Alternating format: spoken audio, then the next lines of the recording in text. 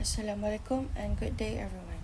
My name is Nur Faiza Safia binti Mustafa, student ID 2025382471, and today I will be presenting a case analysis on Sharil Emma Rena binti Abu Sama versus Pendawat Raya reported in 2018 MLJU 1128 for subject Industrial Relations, Regulations and Cybersecurity INC500.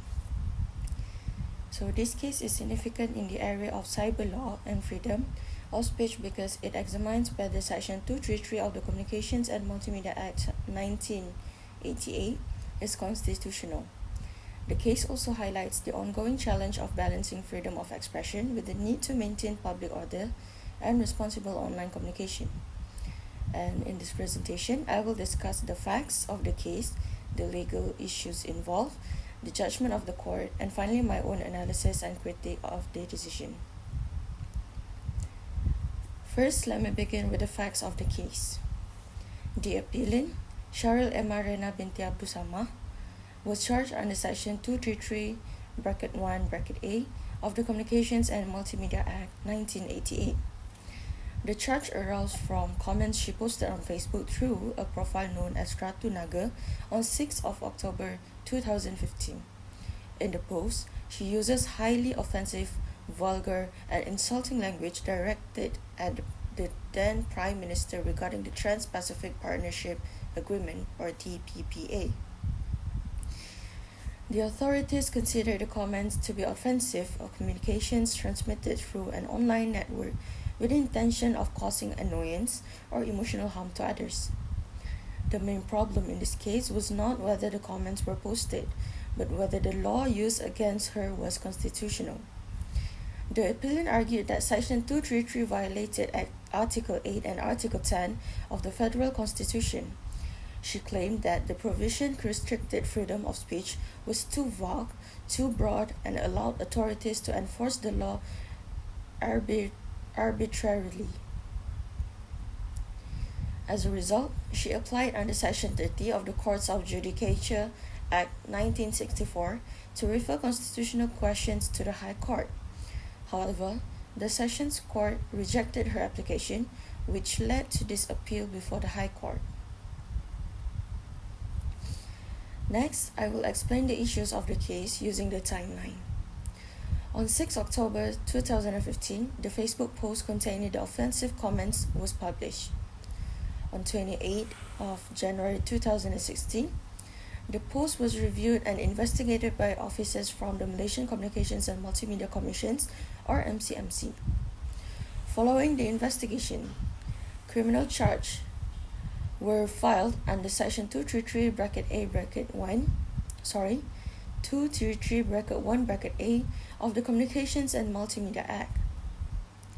The appellant then applied to the Sessions Court to refer constitutional questions to the High Court. She wanted the court to determine whether Section 233 was inconsistent with constitutional guarantee of freedom of speech and equality before the law. The Session Court rejected the application. The judge reasoned that the criminal trial had not started yet and referred to previous cases which had already found Section 233 to be constitutional. The appellant disagreed with the decision and appealed to the High Court. Therefore, the main legal issue before the High Court was whether the constitutional questions raised by the appellant had enough merit to justify a referral to a higher court. So now, I will start discussing on the judgment of the case. The High Court first examined whether the Sessions Court was correct in refusing the constitutional referral. The High Court clarified that under Section 30 of the Courts of Judicature Act 1964, constitutional questions do not necessarily have to wait until the end of a trial. So, the court stated that a constitutional issue may be referred whenever a genuine constitutional question arises during proceedings, provided that the issue is not frivolous or without merit. The High Court therefore agreed with part of the appellant's argument. It found that the session court should not have rejected the application simply because the trial had not begun yet. However, the court emphasized that before any referral can be made, it must first determine whether the constitutional challenge itself has merit. The appellant argued that Section 233 restricted freedom of speech, was vague and overly broad, failed to proportionality test, and allowed arbitrary enforcement. And to support her argument, she relied on the Indian case of Shreya Singhal versus Union of India, where a similar provision was declared unconstitutional. After examining all arguments, the High Court ultimately rejected the appellant's challenge.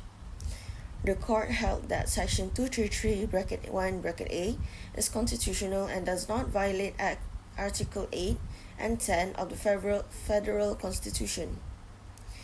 The judge explained that freedom of speech under Article 10 is not an absolute right. Parliament is allowed to impose restrictions when necessary for public order, morality, national security, or other legitimate interests.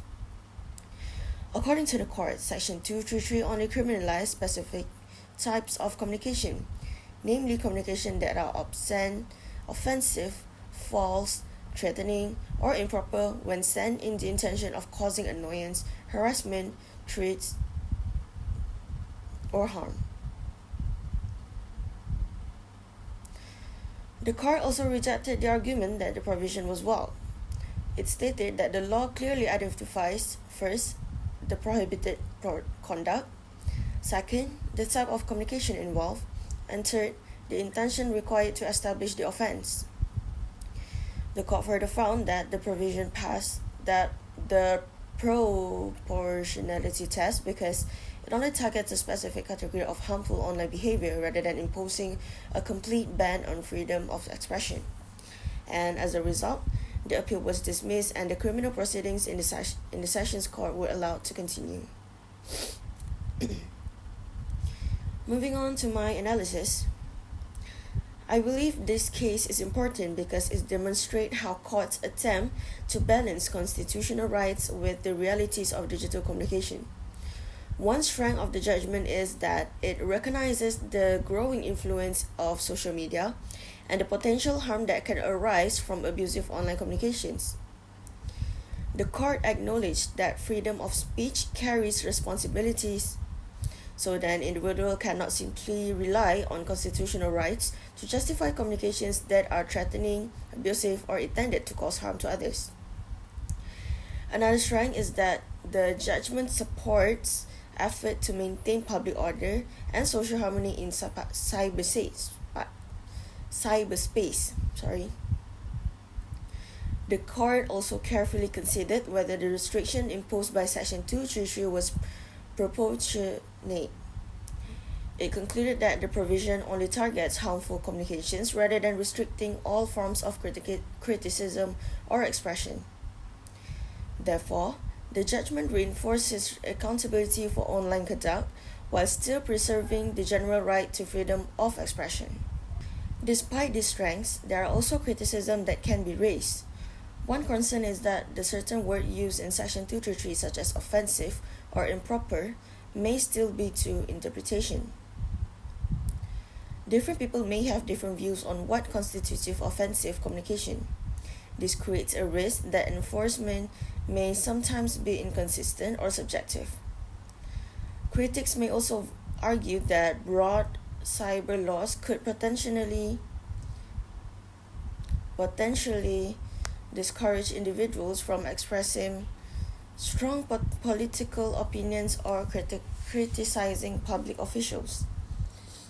Another interesting aspect of the case is the court's rejection of the Indian precedent of Shreya Singhal. The judge stated that constitutional interpretation must take into account Malaysia's own legal framework, social conditions, and public policy considerations. So, to conclude this presentation, I agree with the court's view that freedom of speech is not absolute. However, lawmakers should continue refining cyber laws to ensure that restrictions remain clear, proportionate, and consistent with constitutional rights. Overall, this case remains as an important Malaysian authority on the relationship between cyber law, freedom of expression, public order, and constitutional protections. That is all from me. Thank you.